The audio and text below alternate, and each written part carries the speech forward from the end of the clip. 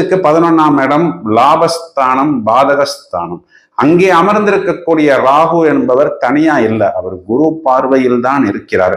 அப்போ செவ்வாய் என்பவர் ஒரு பிடிவாதத்தையும் ஒரு வேகத்தையும், இங்கு ராசியாதிபதியே லாபத்தை ஈட்ட வேண்டும் அப்படின்னு இவர்களுக்கு ஒரு ஃபோர்ஸ் கொடுத்தாலும் அது ஒரு நெகட்டிவான வழியில், ஒரு குறுக்கு வழியில், மற்றவங்களுக்கு டிஸ்டர்பன்ஸ் பண்ணக்கூடிய வழியில் இவர்கள் செய்ய மாட்டார்கள்.